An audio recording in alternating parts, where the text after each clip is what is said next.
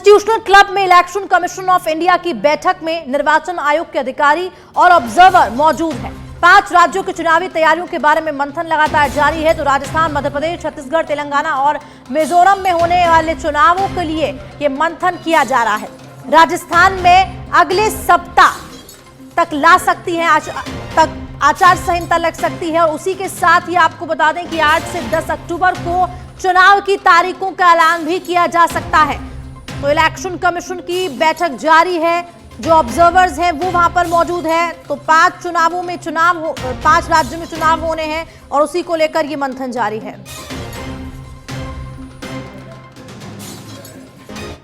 और ज्यादा जानकारी के लिए दिल्ली ब्यूरो चीफ लाइव जुड़ चुके हैं राजीव हमारे साथ। राजीव, क्या कुछ जानकारी इस बैठक को लेकर? लगभग बैठक शुरू हुए थोड़ा टाइम बीत चुका है, क्या कुछ मंथन चल रहा है इस बैठक को लेकर और क्या 8 से 10 तारीख का जो ये समय अवधि है इसके बीच चुनावों की तारीख का ऐलान हो सकता है?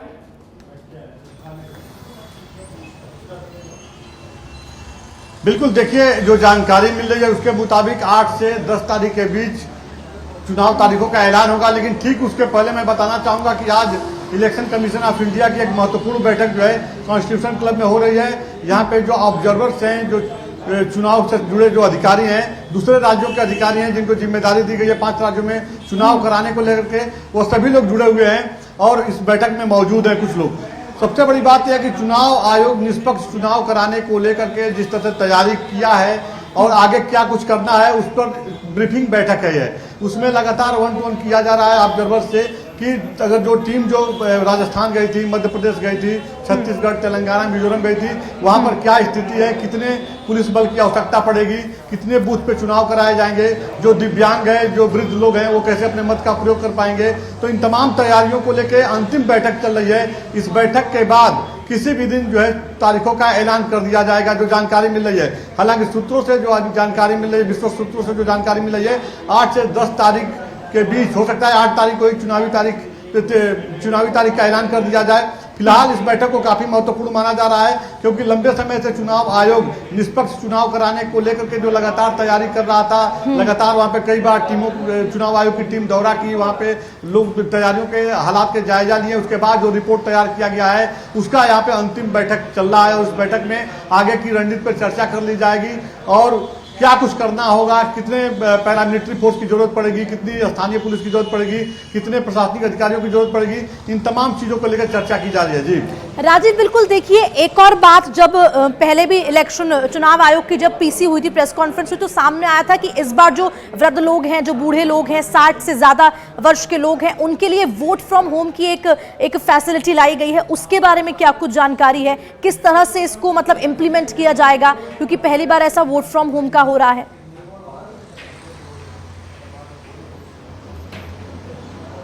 बिल्कुल, देखिए चुनाव आयोग हमेशा जब चुनाव होता है तो इस तरह का एक एक्सपेरिमेंट करता है। आपने देखा होगा कि इसके पहले जो चुनाव हुए थे वहां पे भी कई जगहों पे ऐसे बूथ बनाए गए थे जहां पर केवल युवा अपने मत का प्रयोग करेंगे और वहां नोडल्स अधिकारी जितने थे सब युवा लगाए गए थे।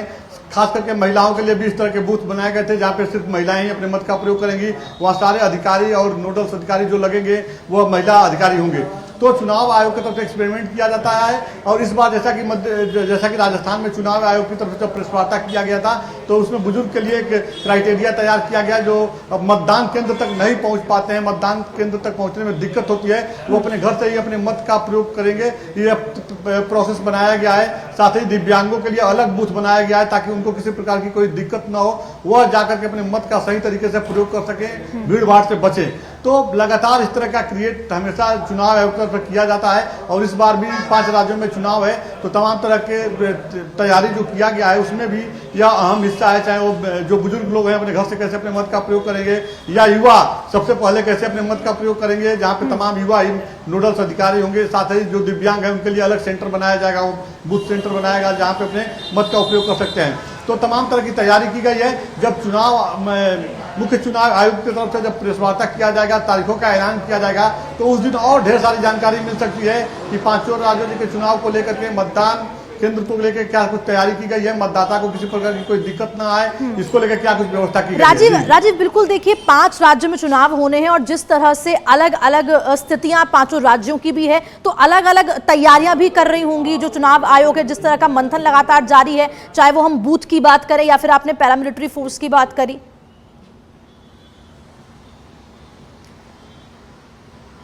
बिल्कुल देखिए, अगर राजस्थान की बात कीजिए तो राजस्थान को एक शांत प्रदेश के रूप में जाना जाता है। बहुत कम ही ऐसे बूथ हैं, बहुत कम ऐसे जिले हैं जो संवेदनशील होते हैं, जहाँ पे उपद्रव दंगा की संभावना जताई जाती है, आशंका होती है कि यहाँ पे हो इस तरह की घटना हो सकती है।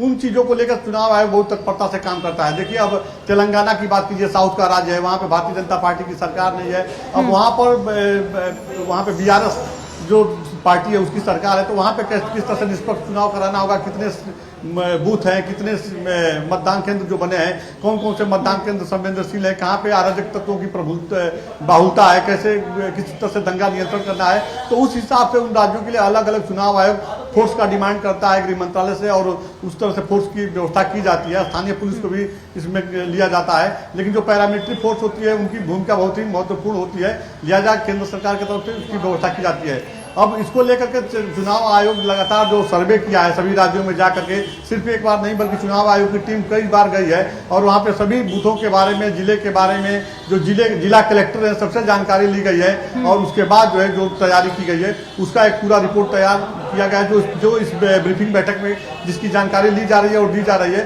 तो उसी हिसाब से आने वाले समय में जो है अगर कहीं पे कोई दिक्कत हो रही है तो गृह मंत्रालय से संपर्क करके चुनाव आयोग फोर्स की व्यवस्था करता है। जी बिल्कुल राजीव, देखिए जिस तरह की तैयारियां चल रही है तो ऐसे जल्द माना जा रहा है कि अब जल्द तारीखों का ऐलान भी किया जा सकता है, लेकिन दूसरी ओर अगर हम बात करते हैं चुनावी राज्यों की स्थिति की, तो क्या कुछ पहले चुनावों में किस तरह से होता था, जो आपने बताया कि सर्वे होता था, और अब कुछ अलग हमेशा एक्सपेरिमेंट जो चुनाव आयोग है वो जरूर करता है। तो अगर मैं पैरामिलिट्री फोर्स की अगर बात करती हूँ तो वो कितनी आवश्यकता होती है, इस बारे में जानकारी दीजिए, ये आपसे समझना चाहेंगे।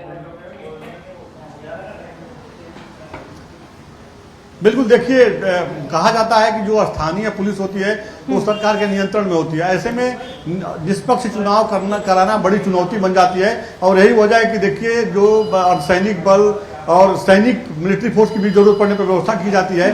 साथ ही जो अधिकारी होते हैं, जो स्थानीय अधिकारी होते हैं, राज्य सरकार के अधीन आते हैं, उनको भी लेकर के तब तरह तरह की बातें रहती हैं, तो दूसरे राज्यों के अधिकारियों को भी वहाँ लगाया जाता है ड्यूटी में। जैसा कि अभी जानकारी मिल रही है, 35 प्रशासनिक अधिकारी जो उत्तर प्रदेश के हैं वो लगाए जा रहे हैं राजस्थान और मध्य प्रदेश, छत्तीसगढ़ के चुनाव में। इसी तरह से दूसरे राज्यों के जो IAS अधिकारी होते हैं, PCS अधिकारी होते हैं, उनको चुनावी जिम्मेदारी दी जाती है। वो सभी लोग जो है इसमें जुड़े हुए हैं, कुछ लोग ऑनलाइन भी जुड़े हुए हैं। तो उनकी क्या भूमिका होगी, किस तरह से वहाँ पे चीज़ों को वह हैंडल करेंगे, ये तमाम प्रोसेस होता है। और फिलहाल चुनाव आयोग निष्पक्ष चुनाव कराने की जिम्मेदारी लेता है, लिहाजा हर चीज से जो है हर चीजों को लेकर तैयारी में वो जुटा रहता है। जहां तक कंट्रोल करने की बात होती है, लिहाजा इसलिए पैरामिलिट्री फोर्स की जरूरत पड़ती है चुनाव आयोग को, और भारी संख्या में पैरामिलिट्री फोर्स बुलाया जाता है।